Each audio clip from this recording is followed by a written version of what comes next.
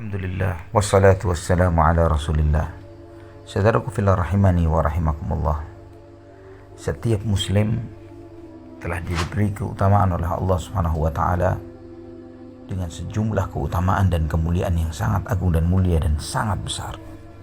Di antara kemuliaan itu adalah kita mengetahui apa tujuan hidup kita. Allah Subhanahu wa taala menegaskan di dalam surat Az-Zariyat ayat 56, "Wa ma khalaqtul jinna wal insa illa liya'budun." Dan tidaklah aku ciptakan jin dan manusia kecuali untuk beribadah kepada aku. Dengan ayat ini kita mengetahui apa misi dan tujuan kita ada di muka bumi adalah untuk menjadi hamba Allah Subhanahu wa taala, beribadah hanya kepadanya, mentauhidkannya. Maka setiap muslim di dalam setiap rakaat salat mereka, kita selalu mengikrarkan iyyaka na'budu wa iyyaka nasta'in. Hanya kepadamu ya Allah kami beribadah, hanya kepadamu ya Allah kami memohon pertolongan. Ibadah yang merupakan misi kita hidup di muka bumi, hendaklah kita jalankan dan kita realisasikan di dalam setiap hembusan nafas hidup kita. Kita berusaha setiap kondisi, setiap keadaan kita selalu dalam upaya beribadah kepada Allah Subhanahu wa taala. Dan semakin sempurna seseorang dalam merealisasikan ibadah di dalam hidupnya, semakin tinggi kedudukan dia di sisi Allah Subhanahu wa taala. Karena tidak ada manusia yang lebih sempurna ibadahnya melebihi Nabi kita Muhammad sallallahu alaihi wasallam. Maka beliau sallallahu alaihi wasallam menjadi manusia yang paling mulia, yang paling tinggi derajat dan kedudukannya.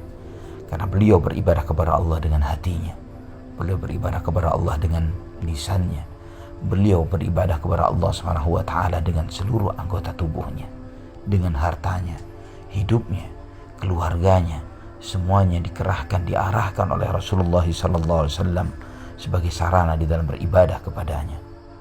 Saudaraku fillah rahimani wa rahimakumullah. Al-Imam Ibnu Qayyim Al-Jauziyah rahimahullah di dalam kitab Madarijus Salikin, beliau menyampaikan di dalam menjelaskan tentang kaidah-kaidah di dalam beribadah kepada Allah Subhanahu wa taala, bahwa kita manusia terdiri atas hati, lisan, dan fisik, yang masing-masing ini memiliki ibadahnya sendiri-sendiri.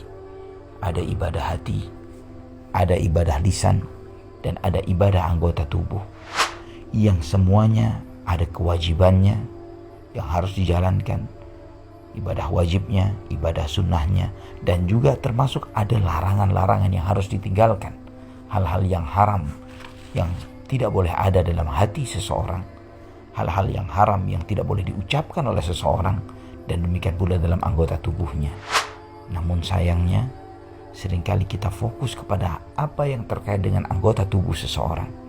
Kita sangat lihai dan pandai untuk menambah ibadah-ibadah apa saja yang mesti kita lakukan. Namun seringkali kita lupa terkait tentang ibadah hati.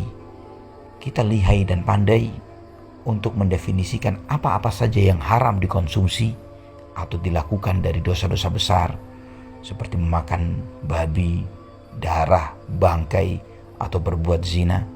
Namun ketika ditanya tentang apa saja yang haram bagi hati seseorang, seperti sombong, hasad, iri dan dengki, berburuk sangka dan yang semisalnya, atau yang haram bagi lisan seseorang, seperti berbohong, memfitnah, mengadu domba, menghibah, menggunjing satu dengan yang lainnya, seringkali kita keluh untuk mengungkapkan hal ini.